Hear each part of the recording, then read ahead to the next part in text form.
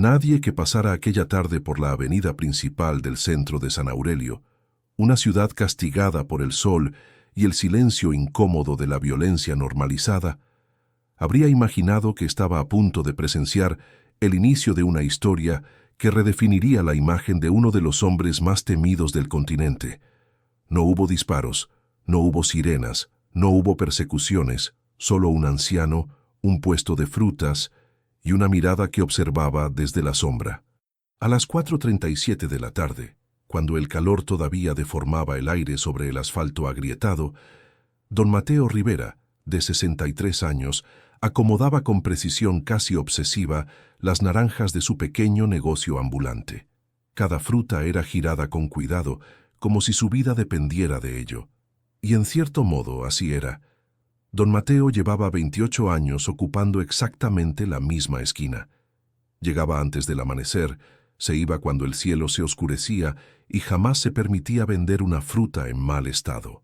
En un mundo donde la confianza era un lujo, él la había construido centavo a centavo, sonrisa a sonrisa.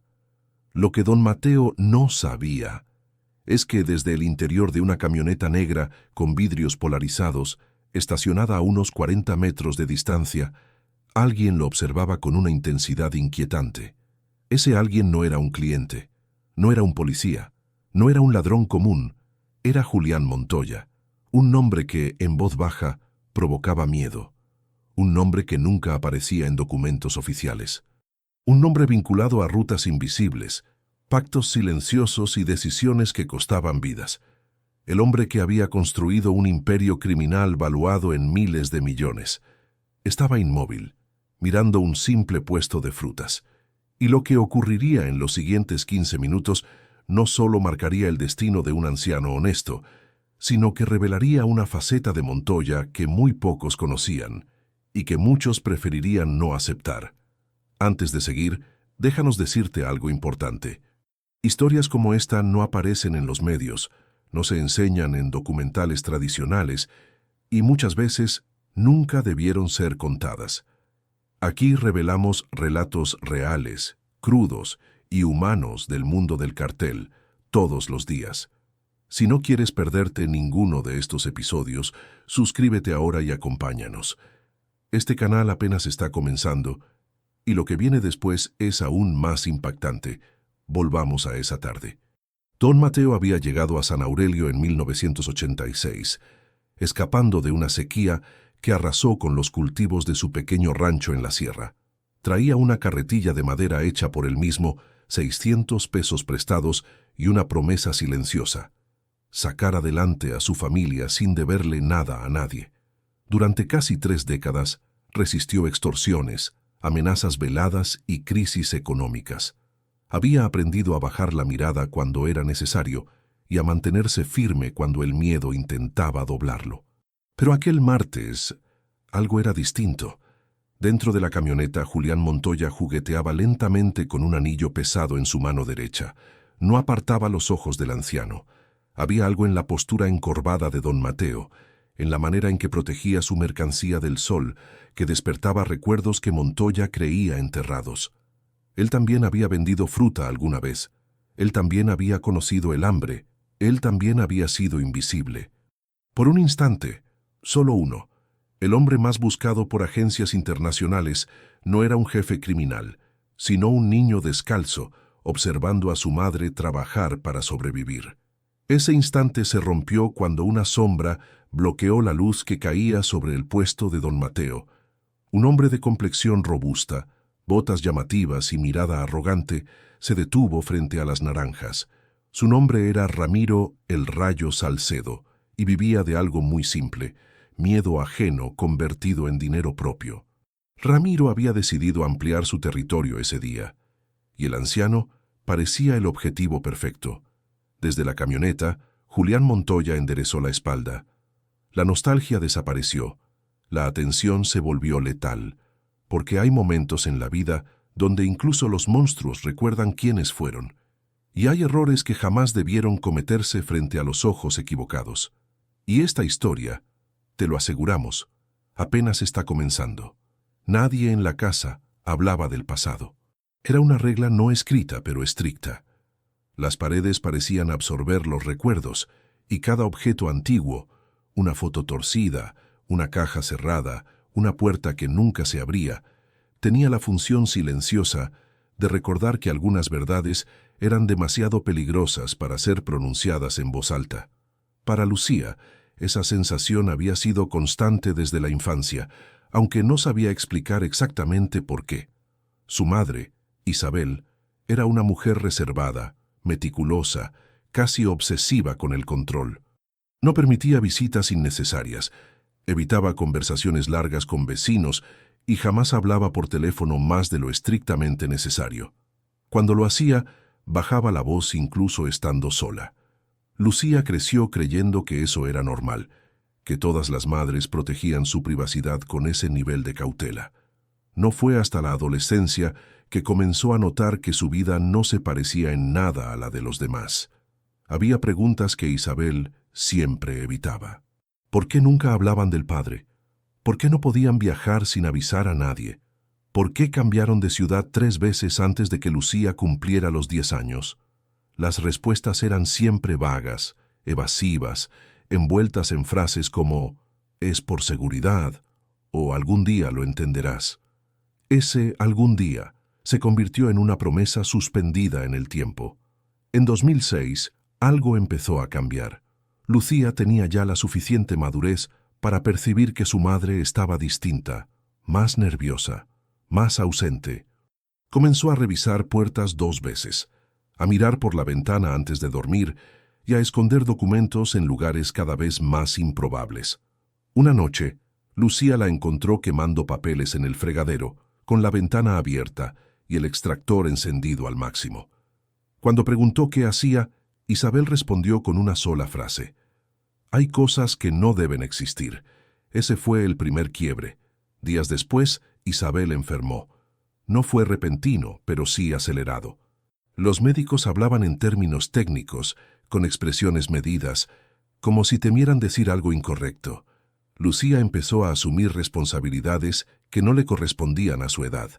Compras, trámites, llamadas, decisiones. En medio de ese caos, notó algo extraño.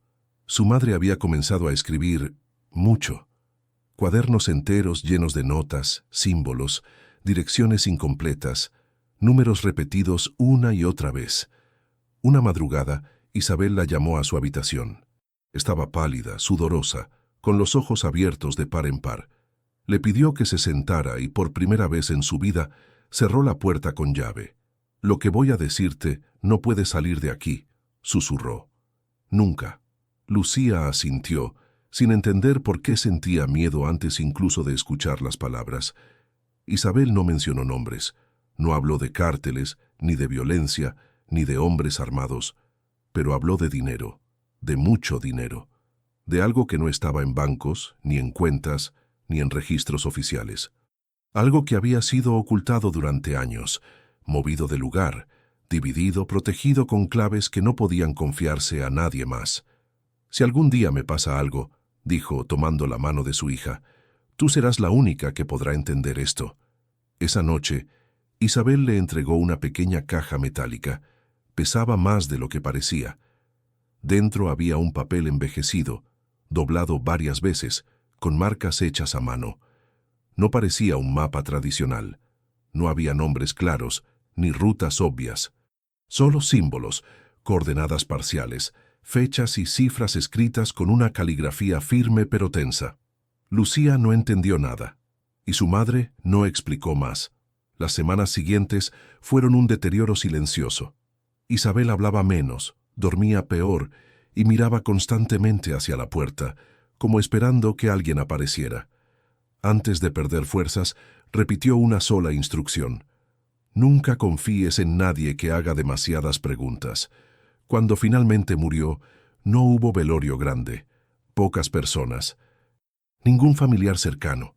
Todo fue rápido, casi administrativo, pero el verdadero impacto no fue la pérdida, fue el vacío de respuestas. Lucía volvió a la casa sola. Recorrió habitaciones que ahora parecían más grandes, más frías. En el armario de su madre Encontró más cuadernos, más notas, más referencias cruzadas con el papel de la caja metálica. Fue entonces cuando comprendió algo inquietante. Aquello no era una fantasía ni una exageración. Era un sistema, una estructura diseñada para ocultar algo enorme. Al unir algunas cifras, Lucía llegó a una conclusión imposible de ignorar. Las cantidades no coincidían con ahorros normales, no eran herencias, no eran inversiones legales, eran montos absurdos, fragmentados estratégicamente.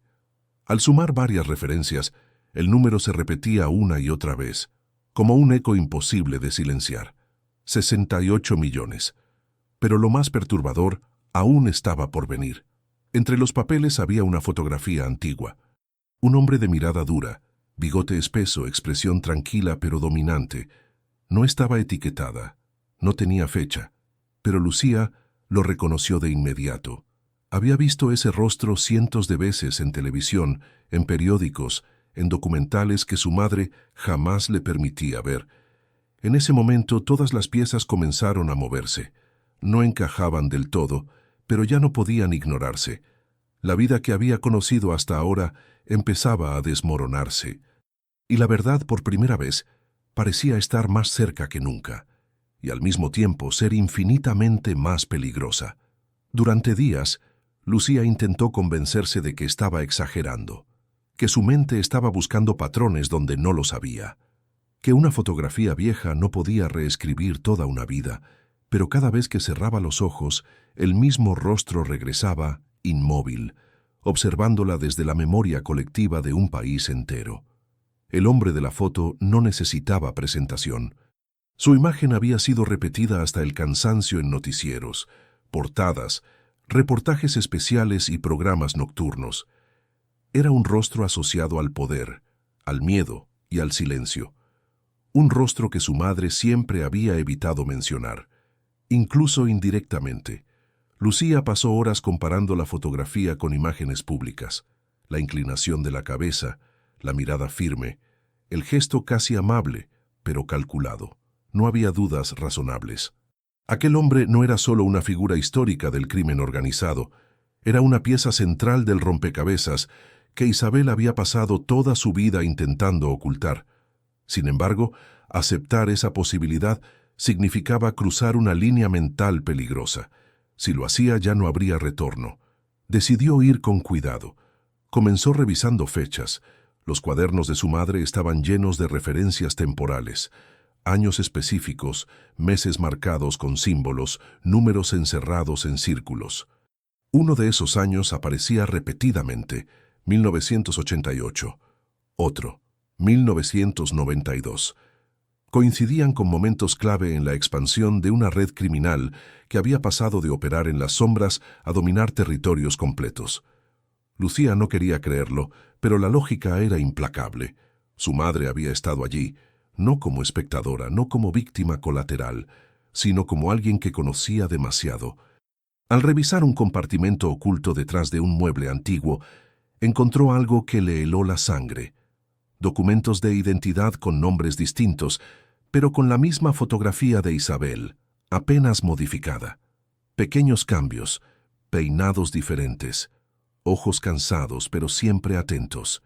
Era la prueba definitiva de que su madre había vivido varias vidas, y ninguna era completamente real. Aquella noche, Lucía no durmió. Entendió que su infancia tranquila había sido una ilusión cuidadosamente construida. Cada mudanza repentina, cada regla absurda, cada silencio incómodo, todo había sido parte de una estrategia de supervivencia. Isabel no estaba huyendo del mundo, estaba escondiéndose de él. Pero la pregunta central seguía sin respuesta. ¿Por qué confiarle todo a ella? La respuesta llegó en uno de los últimos cuadernos. Entre anotaciones cifradas y símbolos incomprensibles, había una frase escrita de forma clara, casi desesperada. La verdad no puede quedarse conmigo. La sangre decide. Lucía entendió entonces lo que su madre nunca se atrevió a decir en voz alta. Ella no solo era la heredera de un secreto económico, era la heredera de una identidad peligrosa, una identidad que, de salir a la luz, podría destruirla. o convertirla en un objetivo. El mapa cobraba un nuevo significado. No era solo un plano físico. Era una guía de acceso, un sistema diseñado para que solo alguien con el conocimiento adecuado pudiera interpretarlo. Cada símbolo correspondía a un recuerdo, cada cifra a una historia compartida, cada marca a un punto donde Isabel había dejado una parte de su pasado enterrada. Y el monto final, los 68 millones, no representaba solo dinero, representaba control, control sobre información, sobre lealtades, sobre silencios comprados durante décadas. Lucía comenzó a preguntarse cuántas personas sabían de la existencia de ese dinero, cuántas seguían vivas, cuántas la buscarían si descubrían que el mapa había cambiado de manos. El miedo dejó de ser abstracto y se volvió práctico, real, urgente. Cambió sus rutinas, dejó de usar su nombre completo en trámites, evitó redes sociales, observaba a la gente en la calle con una paranoia que antes habría considerado absurda. Cada mirada prolongada se sentía como una amenaza potencial. Fue entonces cuando ocurrió algo inesperado. Una llamada, número desconocido, voz masculina, calmado, demasiado calmado. «Sabemos que tu madre ya no está», dijo, «y sabemos que tú tienes algo que no te pertenece». Lucía colgó sin responder. Las manos le temblaban. El corazón golpeaba con fuerza. Aquello confirmaba su mayor temor. El secreto nunca había estado completamente enterrado. Solo estaba dormido. Y ahora alguien lo había despertado. En ese momento entendió que no se trataba de decidir si quería involucrarse o no. Ya estaba dentro, desde el día en que nació, y lo peor aún no había comenzado, porque el mapa no solo indicaba dónde estaba el dinero, indicaba quién lo había protegido, y quién estaría dispuesto a matarla para recuperarlo. Si estás siguiendo esta historia hasta aquí, suscribirte al canal es clave. Publicamos contenido diario, y esta investigación apenas está entrando en su fase más peligrosa. No querrás perderte lo que viene. Isabel nunca fue una mujer común. Lucía lo entendió demasiado tarde. Durante años había recordado a su madre como alguien discreta, casi invisible. Una mujer que hablaba poco, que evitaba fotografías, que nunca hacía preguntas innecesarias y que siempre parecía preparada para irse en cualquier momento. En su infancia, aquello parecía simplemente una excentricidad. Ahora, cada uno de esos rasgos adquiría un significado aterrador. Lucía decidió reconstruir la historia de Isabel desde el principio, aunque sabía que hacerlo implicaba remover capas de un pasado que había sido enterrado con intención. Los primeros rastros eran fragmentarios, registros incompletos, fechas que no coincidían, lugares que aparecían y desaparecían según el documento. Isabel había sido estudiante en una ciudad fronteriza a finales de los años 80. Oficialmente, eso era todo. Extraoficialmente, había trabajado como intermediaria informal para hombres que no confiaban en nadie. No transportaba dinero, no cargaba armas. Su valor estaba en otra cosa. Sabía escuchar. Escuchaba conversaciones que otros ignoraban. Detectaba tensiones antes de que estallaran. Entendía quién mentía, quién tenía miedo y quién estaba dispuesto a traicionar por el precio correcto. Por eso la notaron, por eso la acercaron. Y por eso, cuando conoció a aquel hombre, el mismo de la fotografía, su destino quedó sellado. No fue una historia romántica, nunca lo fue. Fue una relación basada en necesidad, conveniencia y peligro. Isabel sabía demasiado. Él necesitaba a alguien que pudiera moverse sin levantar sospechas. Alguien que no perteneciera del todo a ningún bando. Durante años, ella fue un puente silencioso entre decisiones que jamás quedaron registradas. Pero los puentes se desgastan. Cuando Isabel quedó embarazada, todo cambió. No porque el hombre dudara de su paternidad, sino porque entendió el riesgo. Un hijo no era solo una debilidad emocional, era una falla estructural en un sistema construido sobre el miedo. Isabel lo supo desde el primer momento. Y tomó una decisión que definiría el resto de su vida: desaparecer. No huyó en una sola noche. Fue un proceso lento, Quirúrgico. Eliminó contactos, cambió nombres, vendió información falsa, plantó rumores contradictorios. Cada paso estaba diseñado para que nadie pudiera seguirla sin perderse en el camino. Lucía nació lejos de donde todo había comenzado. Creció sin saber nada del entramado que había hecho posible su existencia. Isabel se aseguró de eso. Nunca habló del pasado. Nunca permitió preguntas incómodas. Nunca explicó por qué algunas noches se despertaba sobresaltada, como si alguien hubiera pronunciado su nombre en la oscuridad. Pero Isabel no era ingenua. Sabía que ningún secreto sobrevive eternamente. Sabía que el dinero que había ayudado a esconder no desaparecería solo porque ella se negara a tocarlo. Sabía que, tarde o temprano, alguien volvería a buscarlo. Por eso creó el mapa. No como un plano directo, sino como un mecanismo de prueba. Un sistema que solo alguien con la historia correcta podría descifrar. No quería que el dinero cayera en manos de oportunistas. Tampoco quería que Lucía lo encontrara por accidente. Quería que lo hiciera cuando estuviera lista. La pregunta que atormentaba a Lucía era brutalmente simple. ¿Lista para qué? ¿Para huir? ¿Para negociar? ¿Para desaparecer como lo había hecho su madre? ¿O para enfrentarse a un legado que nadie había pedido, pero que exigía una respuesta? Releyendo los últimos escritos de Isabel, Lucía encontró una frase que no había notado antes. No te dejo riqueza, te dejo una elección. Ese fue el momento en que Lucía dejó de ver a su madre como una víctima del sistema y comenzó a verla como lo que realmente era, una estratega, una mujer que había sobrevivido en un mundo dominado por hombres violentos usando silencio, paciencia y previsión. Pero toda estrategia tiene un costo. Isabel había pagado el suyo con soledad, con miedo constante, con una vida fragmentada en identidades falsas y, finalmente, con su propia desaparición definitiva. Lucía entendió que su madre no había muerto huyendo, había muerto cerrando un ciclo. La llamada telefónica ya no parecía un accidente, era una consecuencia. Alguien había seguido las huellas incorrectas durante años, y ahora había llegado demasiado cerca. La pregunta ya no era si Lucía debía usar el mapa. La pregunta era si tenía el derecho de no hacerlo. Ahora queremos saber tu opinión. Si descubrieras que tu madre ocultó durante décadas un secreto millonario ligado al crimen organizado, ¿usarías el mapa o lo destruirías para siempre? Déjalo en los comentarios. Tu respuesta dice más de ti de lo que imaginas. Este es uno de esos relatos que solo se entienden completos. Si aún no estás suscrito, hazlo ahora. Publicamos historias todos los días y lo que viene cambiará el rumbo de esta investigación. La noche en que Isabel habló no fue especial. No hubo tormenta, ni disparos a lo lejos, ni llamadas amenazantes interrumpiendo la cena. Fue precisamente esa normalidad lo que hizo que el recuerdo se volviera insoportablemente vívido para Lucía años después. Habían cenado en silencio.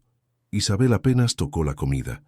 Sus manos temblaban levemente cada vez que llevaba el vaso a los labios. Lucía, acostumbrada a esos gestos inexplicables, no dijo nada. Pensó que era uno de esos días malos que nunca tenían explicación. Hasta que su madre habló. «Hay cosas que no puedo llevarme conmigo», dijo Isabel sin mirarla, «y tampoco puedo seguir ocultándotelas». Lucía levantó la vista, confundida. No había reproche en la voz de su madre, ni dramatismo, solo cansancio, un cansancio profundo, acumulado durante décadas. Isabel se levantó de la mesa y caminó hacia el armario del pasillo. Abrió el fondo falso con la misma naturalidad con la que otras personas sacan un abrigo. De allí extrajo una carpeta sellada, amarillenta por el tiempo, y un sobre de cuero desgastado. Los colocó sobre la mesa como si fueran objetos comunes. «Esto no es una herencia», dijo. «Es un problema». Lucía intentó reír. Pensó que se trataba de documentos antiguos, quizá papeles de algún terreno o cuentas olvidadas, pero algo en la forma en que Isabel evitaba mirarla le cerró la garganta. «¿De qué estás hablando?», preguntó. Isabel tardó varios segundos en responder. Cuando lo hizo, sus palabras fueron imprecisas, calculadas. No nombres completos, no fechas exactas, solo piezas sueltas. Habló de hombres que no podían aparecer en registros, de dinero que no pertenecía a nadie oficialmente, de favores pagados con silencio, de decisiones tomadas para sobrevivir, no para ganar. Nunca pronunció el nombre de él, pero no fue necesario. Lucía lo entendió por la manera en que su madre bajó la voz, por la forma en que miró la puerta, como si alguien pudiera estar escuchando, incluso después de tantos años, por el miedo que todavía vivía en su cuerpo. Tu padre no fue un hombre común, dijo finalmente, y tampoco fue solo una persona. Lucía sintió una presión en el pecho. Preguntas se agolparon en su mente, pero ninguna logró salir. Isabel continuó, como si temiera que, si se detenía, no volvería a tener fuerzas. Cuando decidí irme, sabía que tarde o temprano algo quedaría pendiente. Esto, tocó el sobre de cuero, es la prueba de eso. Lucía abrió la carpeta con manos torpes. Dentro había copias de documentos que no entendía del todo, mapas incompletos, anotaciones hechas a mano en distintos códigos. Nada explícito, nada que pudiera entregarse directamente a nadie sin levantar sospechas. No quiero que lo busques, dijo Isabel de inmediato, y tampoco quiero que finjas que no existe. La contradicción dejó a Lucía sin aire. Entonces, ¿qué se supone que haga?, preguntó. Isabel la miró por primera vez directamente a los ojos. Había miedo en su mirada, pero también determinación. Quiero que sepas la verdad suficiente para protegerte. No toda. La verdad completa es un arma, y no sé si estás lista para sostenerla. Esa fue la confesión. No una revelación total, no una descarga de secretos largamente guardados. Fue una entrega parcial, diseñada para abrir una puerta, sin empujarla del todo. Isabel explicó que había personas que jamás aceptarían que el pasado quedara enterrado, que el dinero escondido no era solo riqueza, sino poder latente, que tocarlo sin entender el equilibrio que lo rodeaba podía ser una sentencia. Lucía preguntó si alguien más sabía. Isabel no respondió. Preguntó si ese hombre seguía vivo. Isabel cerró los ojos, preguntó si ella estaba en peligro. Isabel tardó demasiado en negar con la cabeza. No ahora, dijo, pero la seguridad nunca es permanente. Esa noche, Lucía no durmió, tampoco su madre. Permanecieron en habitaciones separadas, conscientes de que algo había cambiado para siempre. El silencio ya no era ignorancia, era complicidad forzada. Días después, Isabel desapareció. No hubo nota, no hubo explicación adicional, solo el sobre, la carpeta y el mapa que Lucía aún no se atrevía a desplegar por completo. Durante años, Lucía se preguntó si aquella confesión había sido un acto de amor o una carga cruel, si su madre había querido protegerla o simplemente había llegado al límite de lo que podía soportar sola. Ahora, con la llamada reciente resonando en su mente, comprendía la verdad más incómoda.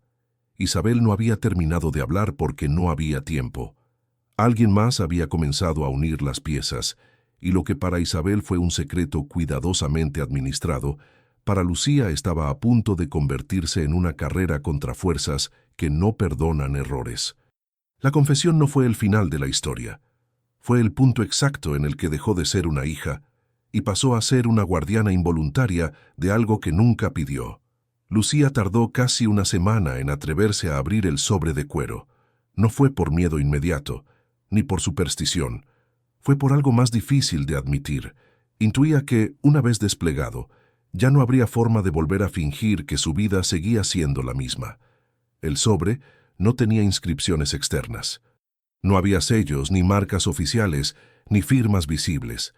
Solo cuero envejecido, flexible por el uso, con las esquinas gastadas como si hubiera sido abierto y cerrado muchas veces, pero siempre con extrema precaución.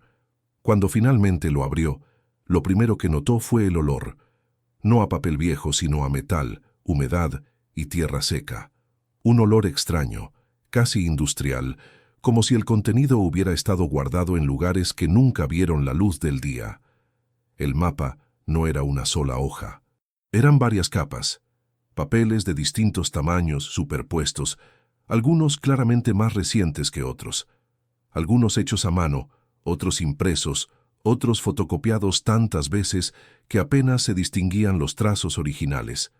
No había títulos, no había leyendas explicativas, solo marcas, coordenadas parciales, líneas irregulares, símbolos que no respondían a ningún sistema cartográfico tradicional.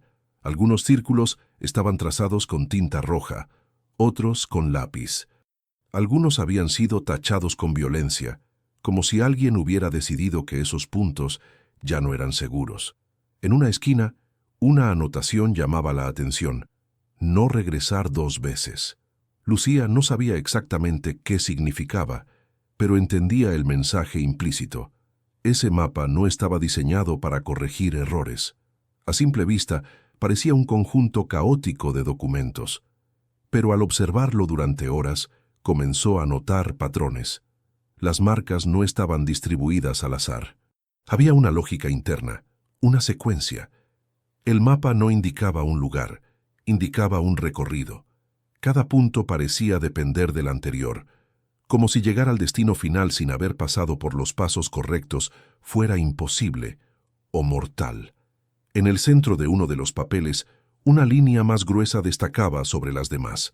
A su alrededor, pequeñas notas escritas con una letra distinta a la de su madre, más firme, más segura. Lucía comprendió algo inquietante. Ese trazo no era de Isabel. Alguien más había intervenido el mapa después, alguien con autoridad suficiente para modificarlo. Entre los documentos encontró también pequeñas referencias económicas, no montos exactos, pero sí códigos repetidos, combinaciones de letras y números que aparecían una y otra vez, siempre cerca de ciertos puntos clave. Lucía no tardó en entender que esos códigos no representaban dinero en sí, sino accesos, personas, llaves, rutas, silencios comprados. El valor no estaba en un solo lugar. Estaba distribuido, fragmentado deliberadamente para que nadie pudiera tomarlo todo sin exponerse. Y entonces lo vio, una cifra, escrita a mano, casi escondida entre 2 pliegues del papel principal, 68-0. No había símbolo monetario, no decía millones, pero no hacía falta. Isabel jamás escribía números sin sentido. Lucía sintió un escalofrío, no por la cantidad, sino por lo que implicaba. Ese número no representaba riqueza inmediata, representaba una herencia peligrosa. Un capital que había sobrevivido a capturas, traiciones, operativos y caídas, porque nunca estuvo completo en un solo lugar. El mapa era un seguro de vida, y al mismo tiempo, una condena. Al revisar con más atención, Lucía notó algo aún más perturbador. Algunos puntos estaban acompañados por fechas, años específicos, y uno de ellos se repetía más que los demás. Ese año no solo marcaba su descubrimiento personal, marcaba un movimiento importante dentro del mapa, un reajuste, una redistribución. Como si alguien hubiera anticipado que, a partir de ese momento, el equilibrio iba a romperse. Lucía recordó las palabras de su madre. Esto no es una herencia, es un problema. Por primera vez, entendió por qué. El mapa no estaba diseñado para ser encontrado por curiosidad. Estaba diseñado para ser usado solo cuando no quedaba otra opción. Y quien lo usara debía aceptar una verdad brutal. Cada paso activaba consecuencias invisibles. No era un tesoro enterrado esperando ser desenterrado. Era una red dormida. Esa noche, Lucía intentó copiar el mapa, fotografiarlo, digitalizarlo, pero algo la detuvo. No fue miedo racional. Fue la sensación de que replicarlo multiplicaría el riesgo, como si el simple acto de crear una copia pudiera despertar a alguien. Decidió guardarlo exactamente como lo había encontrado. Volvió a doblar cada papel en el mismo orden. Cerró el sobre con cuidado. Lo escondió en un lugar distinto al que había usado su madre. A partir de ese momento, su relación con el tiempo cambió. Cada sonido nocturno parecía una señal. Cada llamada desconocida, una amenaza potencial. Cada rostro extraño en la calle, un posible observador. Lucía comprendió algo esencial. El mapa no solo mostraba dónde estaba el dinero, mostraba quién seguía vivo gracias a él, y si Isabel había desaparecido después de entregárselo, no era porque hubiera huido del pasado, era porque el mapa había vuelto a existir, y alguien en algún lugar ya lo estaba buscando.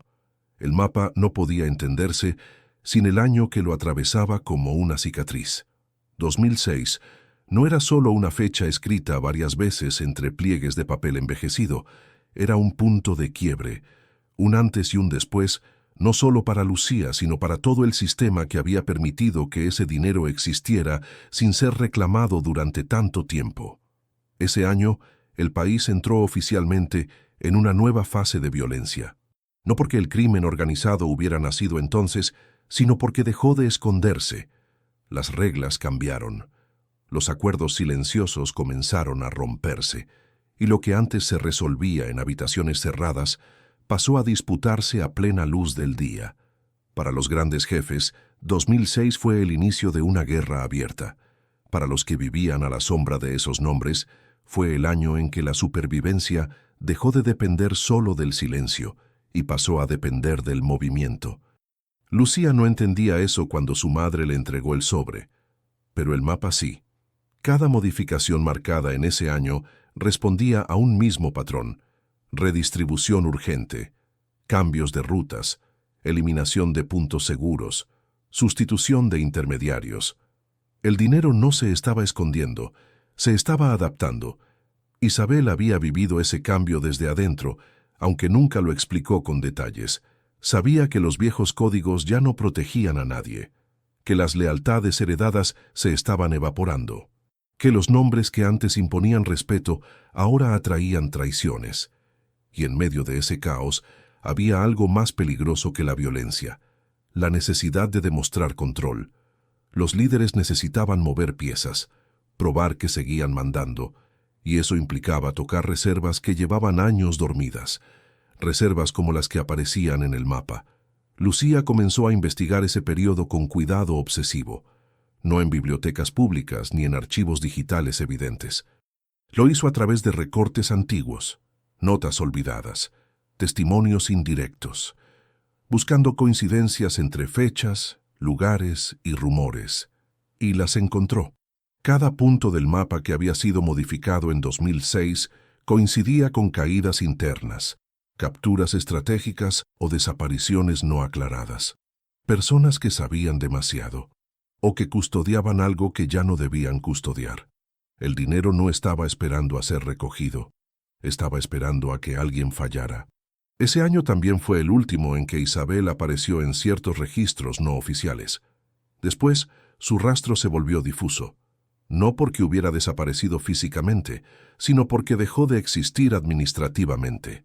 Cambió hábitos, cortó contactos, redujo movimientos. Como si supiera que cualquier vínculo activo podía convertirse en un hilo que alguien más terminaría siguiendo.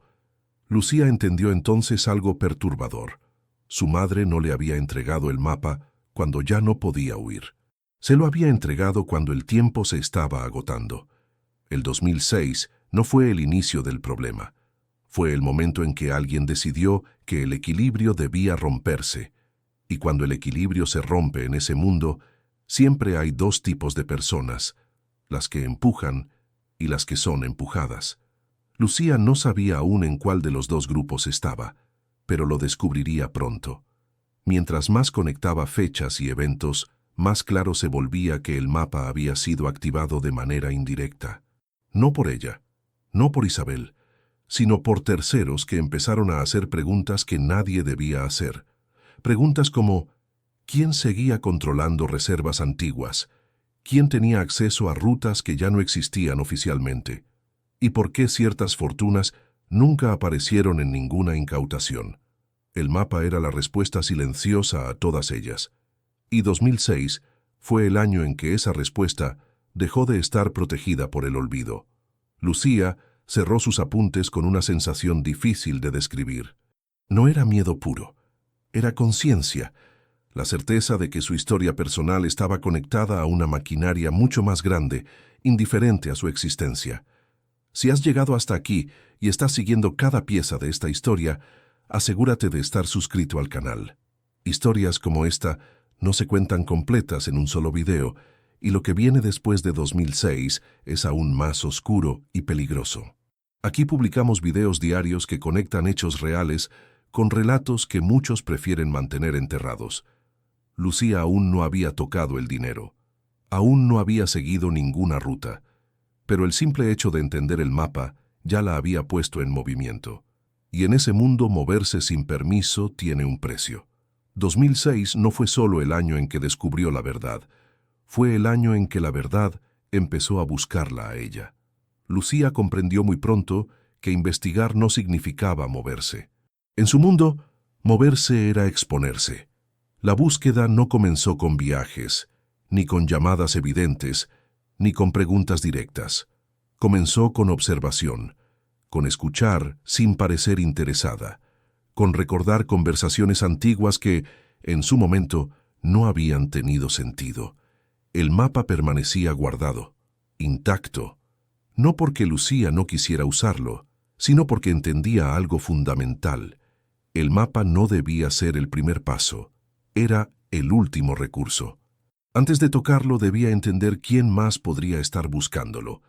Su rutina cambió sin que nadie lo notara. Empezó a tomar rutas distintas para ir a los mismos lugares. Evitó horarios previsibles. Dejó de frecuentar espacios donde su presencia era habitual. No por miedo inmediato, sino por instinto. El instinto que había heredado de su madre. Lucía aprendió a identificar silencios incómodos, a notar cuando una conversación se cortaba apenas ella entraba en una habitación, a reconocer miradas que duraban medio segundo más de lo normal. Nada concreto, todo acumulativo. Fue así como entendió que alguien estaba preguntando por el pasado. No por ella directamente, sino por personas que ya no estaban. Nombres que aparecían y desaparecían en relatos fragmentados. Antiguos intermediarios, viejos enlaces, custodios de confianza que, de pronto, se habían vuelto incómodos para alguien más poderoso. Lucía no preguntaba, escuchaba, y lo que escuchaba no era tranquilizador. Había rumores de movimientos internos, de ajustes tardíos, de cuentas que no cerraban, de capitales que nunca aparecieron donde se suponía que debían estar. Alguien estaba revisando la historia, y cuando alguien revisa la historia en ese mundo, no busca respuestas, busca responsables. Lucía comenzó a anotar todo en un cuaderno que nunca llevaba consigo. Escribía de memoria, solo en espacios seguros, palabras clave, iniciales, fechas aproximadas. Nada que pudiera incriminarla si caía en manos equivocadas. Su mayor miedo no era ser encontrada, era ser interpretada, que alguien conectara su apellido con preguntas que no había hecho en voz alta. A veces sentía que la observaban, otras veces pensaba que era paranoia, pero en ese tipo de vida la paranoia es una forma de supervivencia. Una tarde, mientras esperaba en un lugar que no solía frecuentar, notó algo distinto. Dos hombres conversaban en voz baja. No hablaban de ella. No mencionaban nombres conocidos, pero repitieron una palabra que activó algo en su mente. Reubicación. Esa palabra aparecía en el mapa, no como destino, como advertencia. Lucía no reaccionó, no miró, no cambió su postura. Esperó. Aprendió de su madre que la curiosidad visible era una sentencia.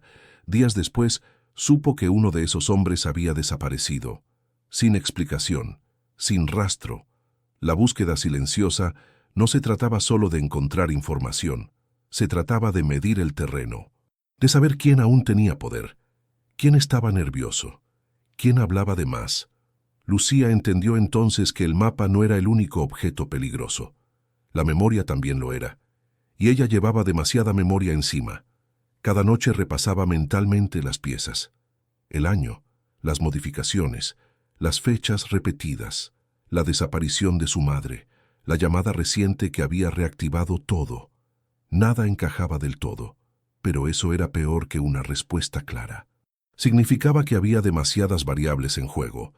Una tarde recibió un mensaje sin remitente. No contenía amenazas, no mencionaba dinero, no decía nada explícito. Solo una frase: algunas rutas no deben reabrirse.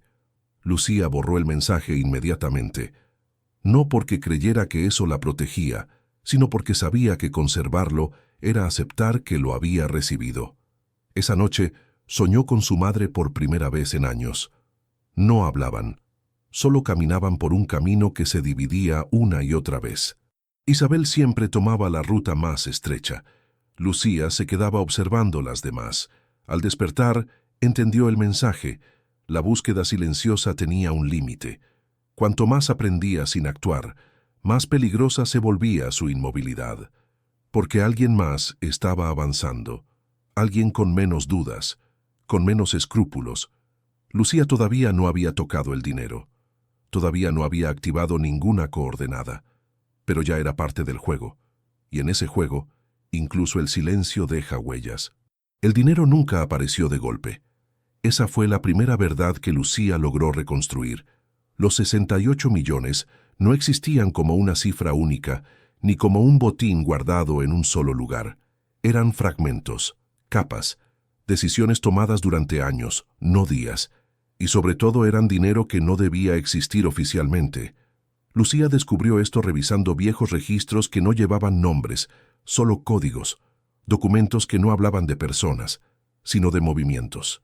Transferencias trianguladas, propiedades que cambiaban de dueño sin que nadie las habitara, empresas que se disolvían antes de empezar a operar. Era dinero diseñado para desaparecer, y, sin embargo, había sido cuidadosamente preservado. La clave estaba en una serie de fechas que se repetían de forma irregular, años en los que ciertos flujos se detenían por completo, como si alguien hubiera ordenado congelarlo todo, esperar, no tocar nada. Esas pausas coincidían con momentos críticos: capturas, fugas, reacomodos internos, traiciones silenciosas. Cada vez que el entorno se volvía inestable, el dinero se inmovilizaba. Como si alguien hubiera entendido que sobrevivir no siempre significa avanzar. Lucía empezó a comprender que esos 68 millones no eran solo riqueza, eran un seguro, una salida de emergencia para alguien que sabía que tarde o temprano todo podía derrumbarse, y esa persona había sido su madre. Isabel no había acumulado ese dinero por ambición, lo había hecho por previsión, porque conocía el funcionamiento interno mejor que nadie. Sabía que la lealtad tenía fecha de vencimiento, que los pactos se rompían cuando dejaban de ser útiles. El dinero no estaba pensado para disfrutarlo, estaba pensado para huir. Cada fragmento estaba ligado a una instrucción, no escrita, pero implícita. Si esto ocurre, se activa esto otro. Si alguien desaparece, se bloquea tal acceso. Si una red cae, las demás se vuelven invisibles. Lucía entendió entonces algo inquietante. El mapa no mostraba dónde estaba el dinero, sino cuándo debía tocarse. Y ese cuándo no dependía de ella. Dependía del caos. Había rutas financieras enterradas en países donde nadie haría preguntas. Otras estaban disfrazadas de herencias abandonadas. Algunas más se encontraban en activos que solo podían activarse con presencia física y una secuencia exacta de pasos. Nada era inmediato. Nada era simple. Ese nivel de planificación solo tenía sentido si Isabel sabía que no estaría presente para controlar el resultado. Lo más perturbador era que Lucía también descubrió otra cosa. No todo el dinero estaba destinado a ella. Una parte estaba diseñada para desaparecer definitivamente si se activaban ciertos eventos. Como si su madre hubiera previsto que, en algunos escenarios, era mejor que nadie lo encontrara jamás. Lucía sintió un escalofrío al comprenderlo. Isabel había aceptado que para proteger a su hija tal vez tendría que sacrificarlo todo, incluso aquello por lo que había arriesgado su vida. Mientras más avanzaba en la reconstrucción, más evidente se volvía algo. Los 68 millones no eran el objetivo real, eran la trampa, porque cualquiera que intentara tomar el dinero sin entender su lógica quedaría expuesto. Cada movimiento dejaba rastro. Cada activación llamaba la atención de personas que aún vigilaban, aunque parecieran retiradas. El dinero estaba vivo y tenía memoria. Lucía comenzó a preguntarse cuántas personas habían muerto sin saber que estaban persiguiendo una sombra. ¿Cuántos habían creído que se trataba de una fortuna olvidada, cuando en realidad era un sistema de alertas diseñado para identificar amenazas? Fue entonces cuando entendió por qué su madre había dejado el mapa incompleto. No era un error, era una prueba. Solo alguien con paciencia, con criterio y con la capacidad de no dejarse cegar por el dinero podía llegar hasta el final. Lucía aún no había decidido qué haría. Tomar el dinero significaba exponerse. No hacerlo significaba dejar que otros lo encontraran. Y en ese punto, la historia ya no trataba solo de herencia. Trataba de responsabilidad. Porque si Isabel había creado ese sistema, lo había hecho sabiendo que algún día alguien tendría que decidir qué hacer con él. Lucía miró el mapa una vez más. Por primera vez no sintió curiosidad, sintió peso. Y aquí vale la pena preguntarte algo.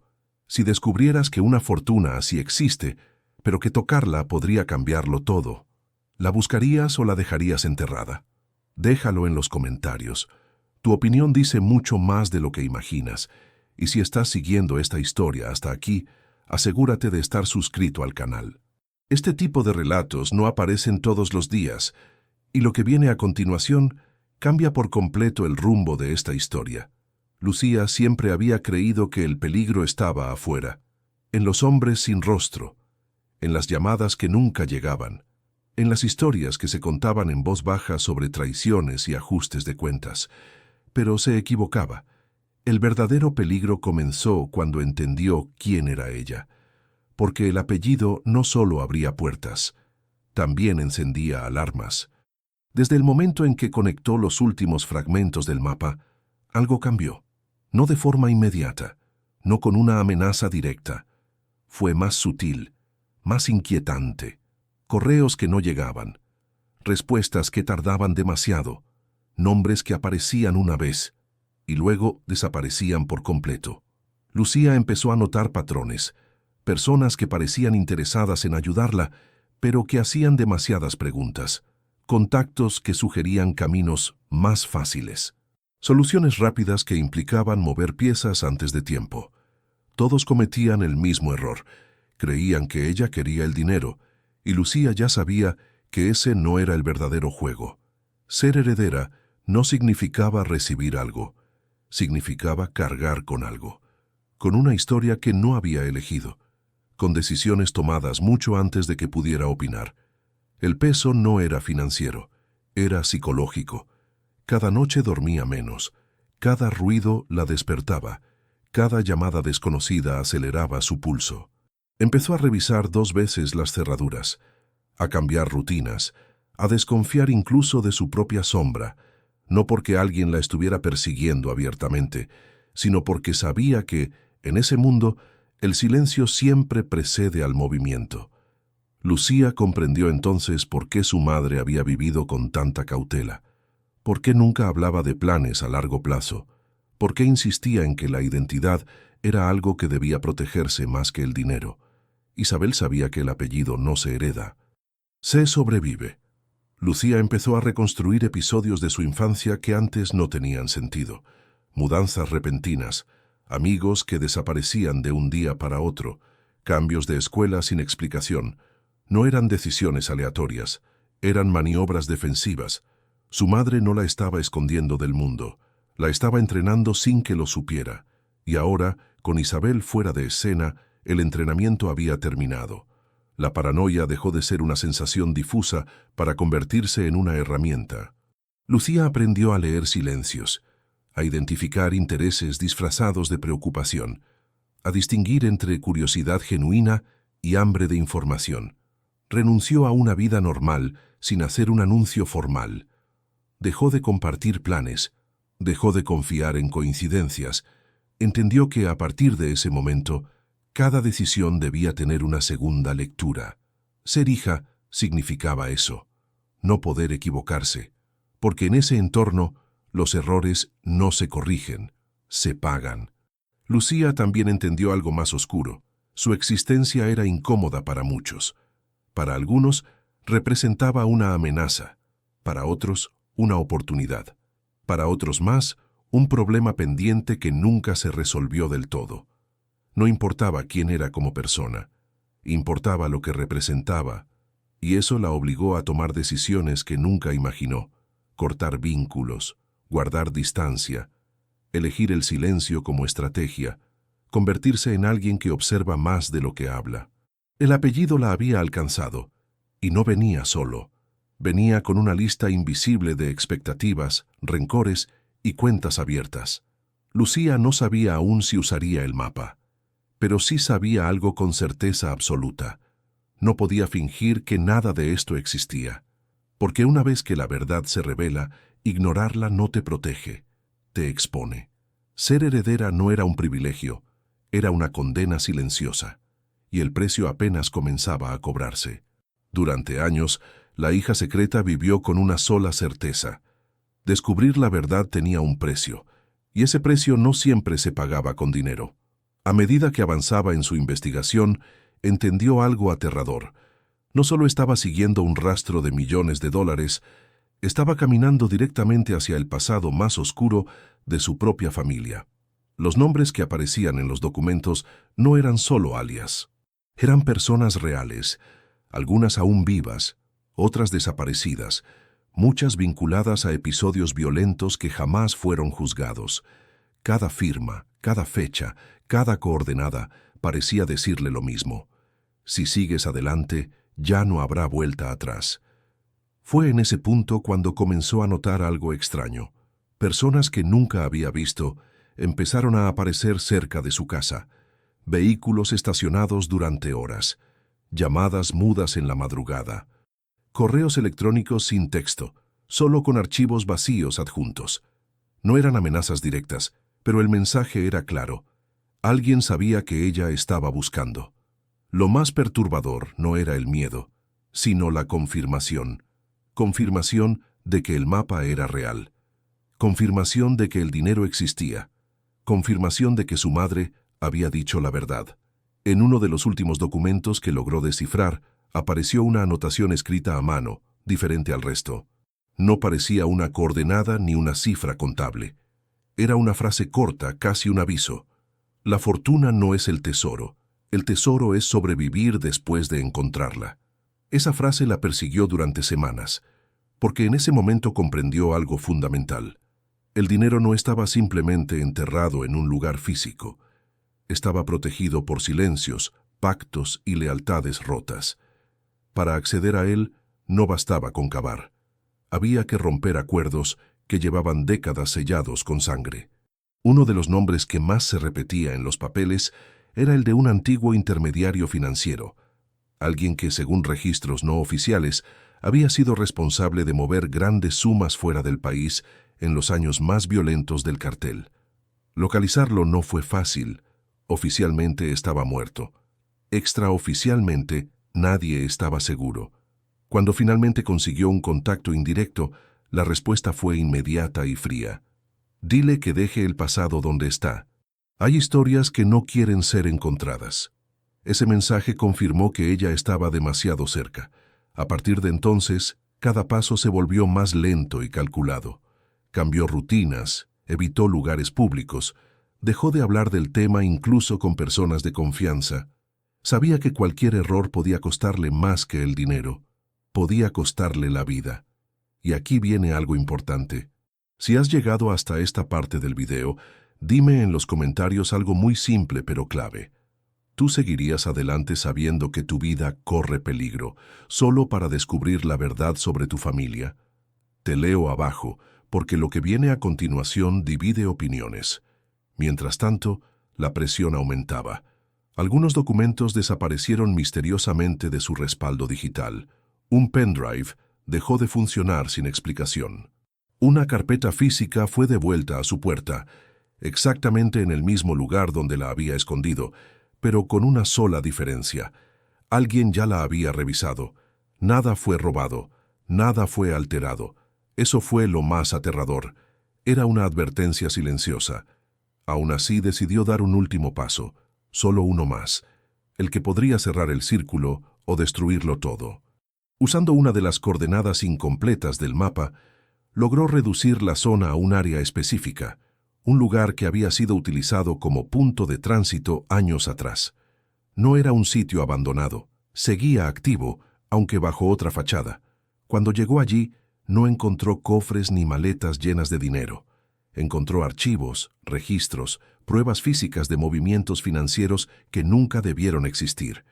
Pruebas que conectaban a personas poderosas con operaciones que oficialmente jamás ocurrieron. Y ahí entendió el verdadero legado de su madre.